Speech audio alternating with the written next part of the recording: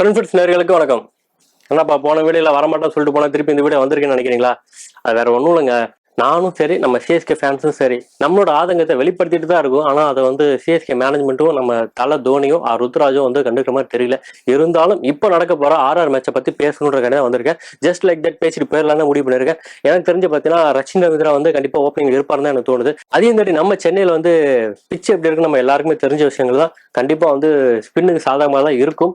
போன மேட்ச் மாதிரி இல்லாட்டியும் கண்டிப்பா ஓரளவு கண்டிப்பா சாதகமா இருக்குன்னு தான் கண்டிப்பா சொல்றாங்க.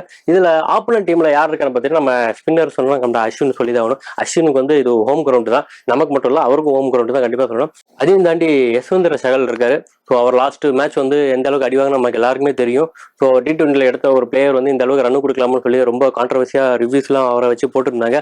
அதையும் தாண்டி நம்ம சென்னையில வந்து என்ன மாதிரி விஷயங்கள் பண்ண போறான்னு நம்ம வெயிட் பண்ணி தான் பார்க்கணும். அதுக்கடுத்து நம்ம சென்னையில வந்து எல்லாரும் சொல்ற விஷயம் என்னன்னு பார்த்தீங்கன்னா, போலிங் வந்து ஏன் வந்து இவ்வளோ அசால்ட்டா இருக்காங்க. லாஸ்ட் மேட்ச் நம்ம பார்த்துருப்போம், லாஸ்ட் வீடியோலும் பேசியிருப்போம், போலிங் சுத்தமா இல்லாம தான் விளையாண்டாங்க அப்படின்னு. அதுக்கடுத்து வரக்கூடிய மேட்ச்ல வந்து ஆர்ஆர் கிட்ட கண்டிப்பா போலிங் இருக்குமா, முக்கியமா வந்து தீக்ஷனா இருப்பாரான்னு சொல்லி எல்லாமே கேட்டுட்டு இருக்காங்க. சரி, ஓகே, பதிரனா போயிட்டாரு, வேற வழி இல்லை, ஆனா ஸ்பின்னருக்கு தீக்ஷனா கண்டிப்பா வேணும் அப்படின்னு சொல்லிட்டு இருக்காங்க.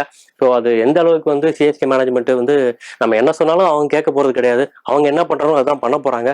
நம்ம இங்க வந்து சொல்ற விஷயத்தினால வந்து அங்க எதுவும் மாற போறது கிடையாது. ஸோ சிஎஸ்கே மேனேஜ்மெண்ட் என்ன முடிவு எடுக்க போறாங்கன்னு தெரியல. கண்டிப்பா ஆர்ஆர் வின் பண்ணி ஆகணும். வின் பண்ணா மட்டும்தான் நம்ம வந்து அடுத்த பொசிஷனுக்கு போக முடியும். ஸோ அந்த சிச்சுவேஷன்லாம் இருக்கும். ஸோ எல்லாத்தையும் தாண்டி இன்னைக்கு நடக்க போற மேட்ச்ல நம்ம சிஎஸ்கே ஆர்ஆர் என்ன மாதிரி விஷயங்களோட ஃபேஸ் பண்ண போறாங்கன்னு தெரியல. ஸோ கண்டிப்பா பிளான் இருக்கும்.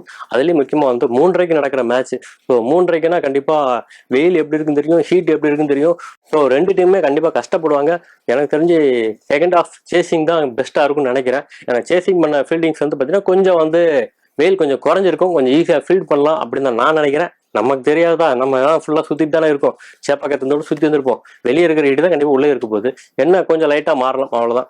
ஈவினிங் மேல டியூ வரதுனால சில பேர் சொல்லுவாங்க. ஆனா டியூக்கு அதுக்கெல்லாம் இங்க இடமே கிடையாது. ஃபுல்லா ஹீட் மட்டும் தான் இருக்க போகுது. அந்த ஹீட்ல யார் பெர்ஃபார்மன்ஸ் பண்றாங்க அப்படின்னு ரொம்ப முக்கியம். ஸோ ஹீட்டோட ஹீட்டா வந்து ரெண்டு பேரும் விளாடுறாங்க.